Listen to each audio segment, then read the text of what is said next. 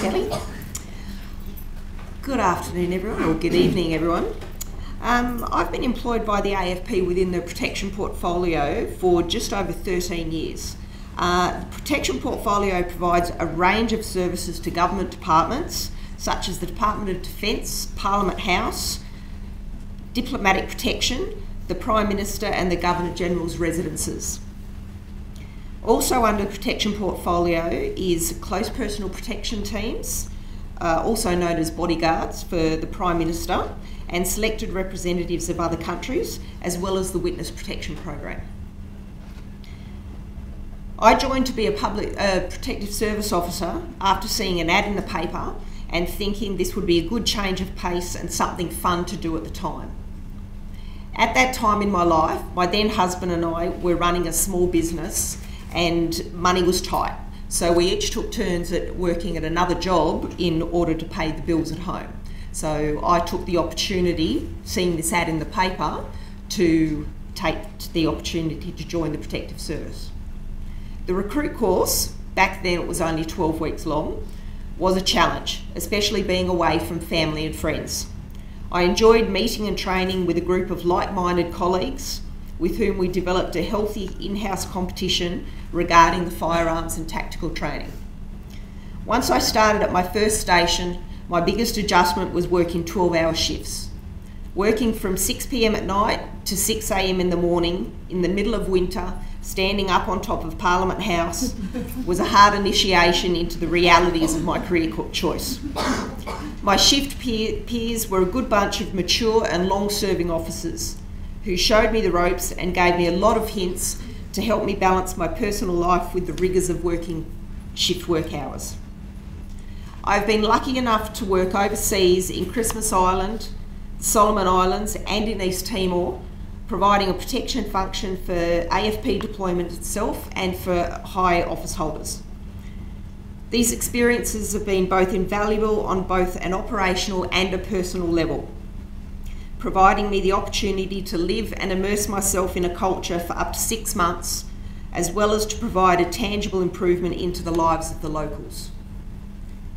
In 2007, I was promoted to the rank of Senior Protective Service Officer, moved away from Parliament House to a different station under the Department of Defence. I am the highest ranking female at my station and have recently completed a stint as the officer in charge of the station in between a change of OIC leadership. Early on in my career, more often than not, I found myself to be the sole female on shift, often as that shift's team leader. In recent years, it's been noticeable that there has been an increase in the ratio of females to males on the recruit courses. This obviously, in turn, has a positive effect on the dynamics of a station. I have received effective and ongoing support and mentoring from my immediate superiors, both male and female, and can credit the development of my leadership skills in part to their influence. I have also had the privilege to be mentored by a number of high-ranking and well-respected female AFP employees who have shared their experiences and provided advice and guidance to keep me on track to meet my career goals.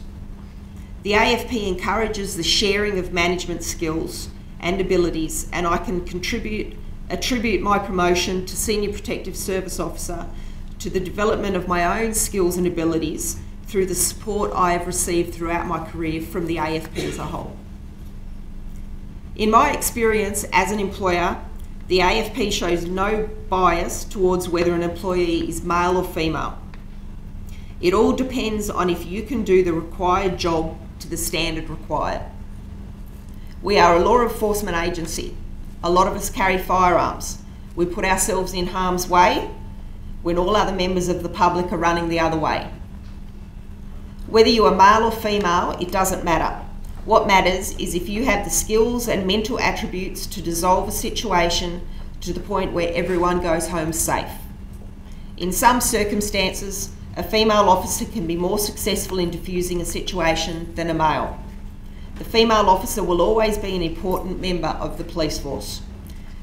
Whether you guys choose to join protection and work at securing the country's important infrastructure and its personnel, or you choose to hone your investigative skills to catch and convict criminals, you will not be limited by being a female to achieve your goal.